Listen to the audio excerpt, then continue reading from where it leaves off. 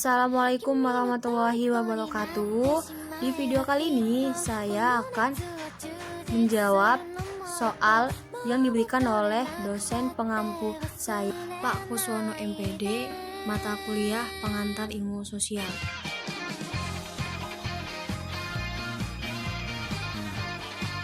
Pengertian sejarah secara positif yaitu ilmu yang mempelajari manusia tentang waktu dan tentang makna di dalam peristiwa yang telah terjadi, dan ilmu yang memiliki kajian yang terperinci dan memiliki tujuan khusus spesifik dan tertentu. Pengertian sejarah secara negatif yaitu sejarah yang menganggap bahwa sejarah tidaklah bagian di dalam mitos, sastra, ilmu alam, dan filsafat.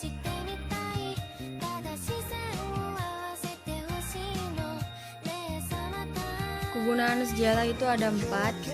Yang pertama sebagai pengetahuan, yang kedua untuk mengetahui peristiwa yang telah lampau, yang ketiga sebagai rekreasi, yang keempat sebagai inspirasi.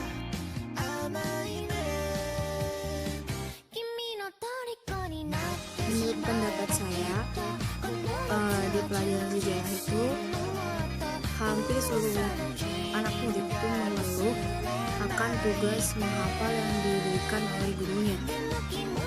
Padahal sebenarnya di setiap pelajaran kita memang dituntut untuk menghafal supaya saat ujian kita dapat mengingatnya.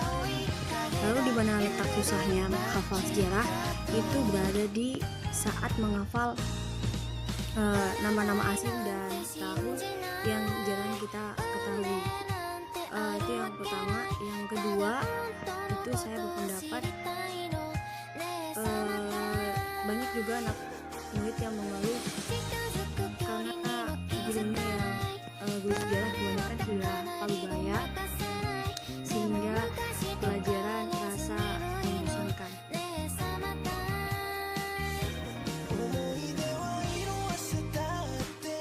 Menumbuhkan kesadaran pada masyarakat itu dengan cara kreatif, inovatif, dan dapat diterima. Menghafal saja itu tidak cukup, apalagi untuk masyarakat. Cara yang paling efektif untuk masyarakat itu adalah dengan cara melakukan perkumpulan, menjelaskan kepada mereka tentang pentingnya sejarah. Dan itulah fungsi generasi milenial zaman sekarang untuk paham tentang sejarah. Lalu yang kedua untuk pengetahuan itu lebih dijabarkan oleh masyarakat dengan tingkat yang paling kecil, yaitu anak SD. Dari anak SD itu kita mencari yang paling dekat dengan mereka. Siapakah itu? Yaitu guru dan orang tuanya. Gurunya itu harus pandai dalam menarik perhatian seorang anak kecil, karena anak kecil itu sangat suka dengan hal-hal yang seru dan kreatif. Seperti contohnya itu mengajak mereka untuk bertamasya ke tempat-tempat bersejarah, lalu menjelaskan kepada mereka apa saja peran di dalam sejarah, apa saja isi di dalamnya. Lalu setelah anak SD itu ke jenjang berikutnya seperti SMP atau SMA. SMP SMA itu mereka mempelajari 2 tahap, pengetahuan dan praktek. Biasanya mereka melakukan study tour ke tempat-tempat bersejarah.